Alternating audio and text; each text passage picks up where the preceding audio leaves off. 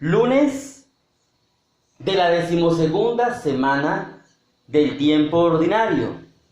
En Colombia, feriado. En Colombia, día festivo.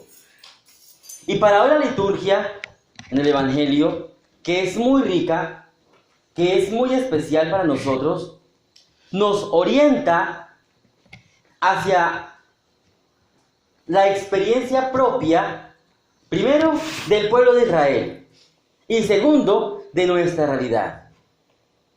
Voy a tratar de dar tres ideas o tres puntos en torno al Evangelio de la primera lectura. ¿Qué significa juzgar?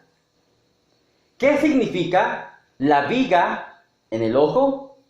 ¿Y qué significa o qué se entiende desde la primera lectura que escuchamos tomada del libro de los Reyes en torno a la fe? ¿Qué significa juzgar? De hecho, muchas veces se argumenta o se explica esta expresión. Se dice, no juzguéis, no juzguen, no serán juzgados, con la vara que mida serán medidos. Y es verdad, claro que sí. Pero entonces, frente a una realidad inapropiada, frente a algo que no está bien, que no es correcto, debemos quedarnos callados. Porque entonces viene el argumento, no me juzgue. O porque entonces viene la persona o la circunstancia y se puede sentir juzgado y la palabra de Dios dice, no juzgue. Y entonces, por ejemplo, se malinterpreta la expresión que el Papa Francisco dijo hace un tiempo, refiriéndose a las personas con tendencias homosexuales. Por ejemplo, cuando dice el Papa, ¿quién soy yo para juzgarlos? Y entonces se malinterpreta y se dice, es que el Papa está a favor de los homosexuales. Y entonces no les dice, no. Se malinterpretan los contextos. Resulta que antiguamente quien tenía la autoridad para juzgar eran los reyes, los gobernantes. Pero juzgar se refiere no a decir si algo está bien o está mal. No se refiere a eso, porque de hecho todos los días juzgamos. Todos los días. Por ejemplo, de algo muy coloquial o muy circunstancial. La persona que un día va a preparar un arroz. Un ejemplo. Y entonces prueba y dice, me quedó salado. Claro, ahí juzgó. Y si juzgar fuera pecado, entonces, caramba, juzgó porque le quedó mal, porque dijo que le quedó salado el arroz. O por ejemplo, que alguien cocinó un caldo y el caldo le quedó salado y usted le dice, le quedó salado. Uy, pecó, porque le dijo al otro que el caldo le quedó salado. Así no se entiende. Todos tenemos derecho y una posibilidad de juzgar porque lo hacemos todos los días. O como le decía yo una vez en otra homilía, si les pregunto qué color tengo puesto, van a decir verde. Entonces pecaron. Porque juzgaron y dijeron, el padre tiene casulla color verde. Eso es un juicio. Pero resulta que el Evangelio no habla de ese juicio.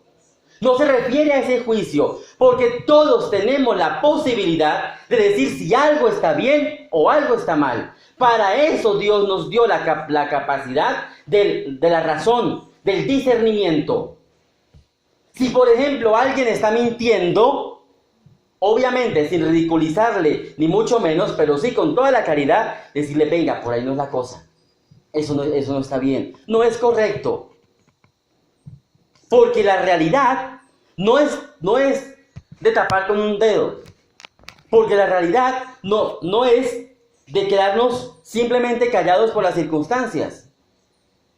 ¿Qué se refiere, o a qué se refiere el Señor cuando dice, no juzguen? Resulta, vuelvo y lo digo, quien tenía la potestad de juzgar eran los reyes o los gobernantes. ¿Y qué quiere decir ese juicio? Es decir, decidir el destino de una persona, el fin último de una persona. Eso es lo que no podemos hacer nosotros, porque no nos corresponde. Por ejemplo, cuando alguien dice, no, es que ya este es así, ya genio y figura hasta la sepultura. Eso es juzgar. Y eso no está bien.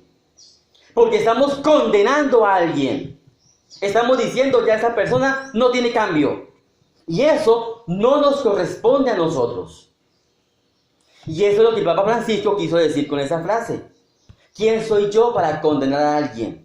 ¿Quién soy yo para decirle a esa persona que no se va a salvar? Porque eso no nos corresponde a nosotros.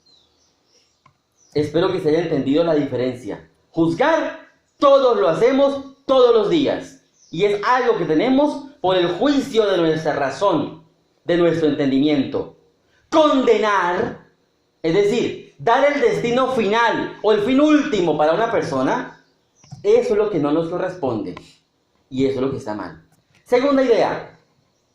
Dice el Evangelio de hoy, sácate primero la viga.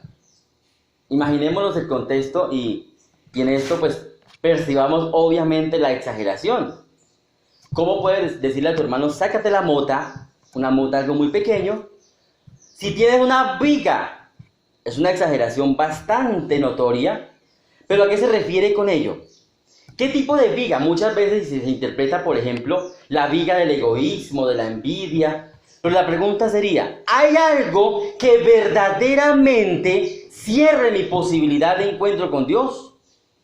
¿Hay algo que verdaderamente cierre mi posibilidad de acercarme al don de Dios? Esa es la viga. Algo por lo cual yo me esté cerrando al don del cielo, al don de Dios. Y ahí es el problema.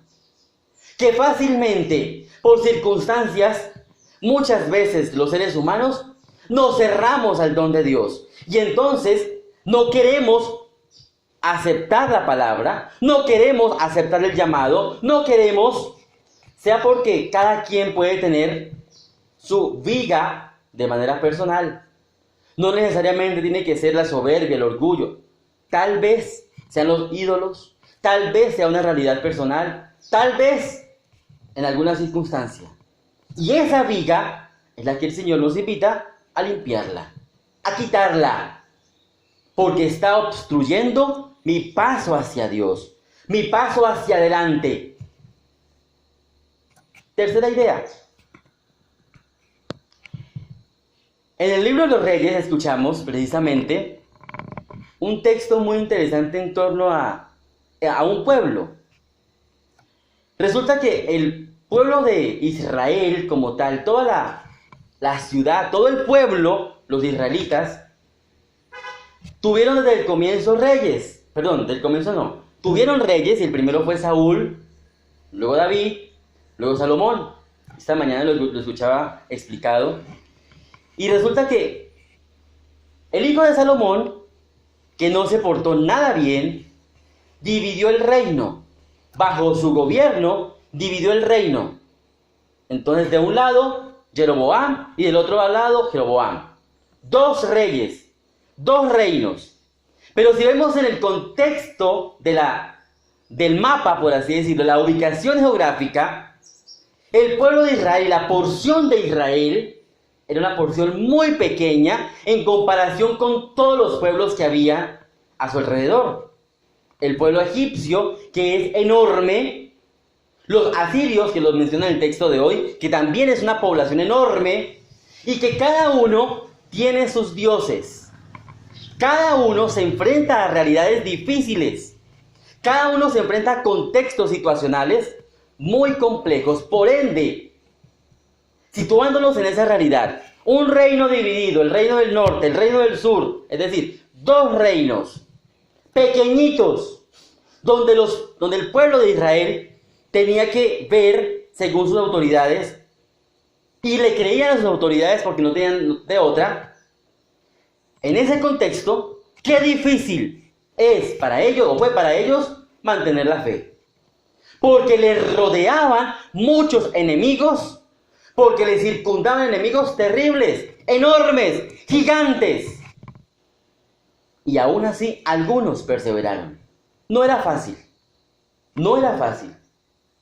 Hoy día, estamos también en realidades, si lo ponemos en comparación, similares. Mantener la fe es muy difícil, pero hay que hacerlo. Y más cuando viene aquella situación personal que nos desanima. Y entonces albergamos tristeza, desánimo. Eso entorpece más la fe. Cuando perdemos la alegría, cuando perdemos la espontaneidad, eso retrasa nuestra fe, hace lenta nuestra fe, al punto de perderla. Hoy, por ejemplo, hay un bombardeo enorme por redes sociales de pornografía, hedonismo, de superficialidad, mercantilismo, para no ir muy lejos. El viernes pasado fue el famoso Día Sin IVA en Colombia, con la situación tan compleja que estamos viviendo en nuestro país. Y por el mercantilismo, por buscar algo de economía, entre comillas, muchísima gente se expuso al contagio del virus. Porque el entorno bombardea, porque la circunstancia bombardea. Estamos a merced también de unos gigantes llamados corrupción. Y que a veces cuando hablamos de corrupción nos remitimos por allá, los que tienen autoridad, los grandes pues, los gobernantes. Y no necesariamente. Porque a veces la corrupción está en lo pequeño también, en la casa. Cuando llega alguien y la mamá o el papá le dice al niño, vaya, dígale que no estoy. Eso es mentira, ya no es corrupción. Está enseñando a falsear la verdad. Y pensamos que a veces el engaño viene de lo grande. Y no, es de lo pequeño. De las pequeñas situaciones inapropiadas, el enemigo se vale para sembrar raíces de quicuyo, raíces profundas, falsas en el error. Hoy estamos nosotros inmersos en realidades bien complejas, donde mantener la fe es difícil, pero es real, es posible.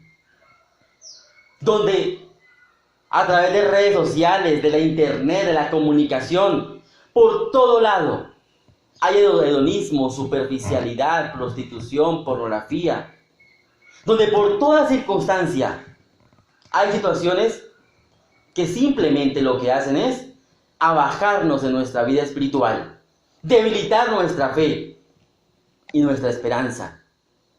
Y entonces quedamos como ese pequeño resto de Israel, dividido, confrontado. Y ese resto de Israel que quiso perseverar, en el norte tuvo una invasión, en el sur tuvo otra, por allá en el siglo VIII y en el siglo VI antes de Cristo. Invasiones, desterrados, como dice la salve, desterrados hijos de Eva. Y ello hoy día también nos afecta a nosotros. No en la misma realidad, en el mismo contexto, pero sí el bombardeo que atenta a nuestra fe. ¿A qué nos aferramos nosotros? ¿A ese Dios misericordioso? ¿A ese Dios fiel? ¿A ese Dios grande y poderoso? ¿O nos aferramos a nuestros juicios, desánimos, tristezas, frustraciones? Hoy, hermanos, necesitamos perseverar en la fe. Los santos no la han tenido fácil. Los santos la han tenido bien difícil, bien compleja. En cada uno en su época. Si vemos una Teresa de Ávila, una Teresa de Lisieux, una Rita de Casia, una Rosa de Lima, esos santos, un San Francisco de Asís, que tuvo que enfrentarse incluso a su propio padre. Los santos no la tuvieron fáciles. Un San Juan Pablo II, para irnos más a nuestra época. En fin, hoy estamos llamados a perseverar en la fe. ¿Que es fácil? No, no lo es. Es difícil, sí. Pero hay que luchar, hay que esforzarnos. Y como lo decía el Evangelio de ayer, no tengan miedo, porque estamos con Dios. Ave María Purísima.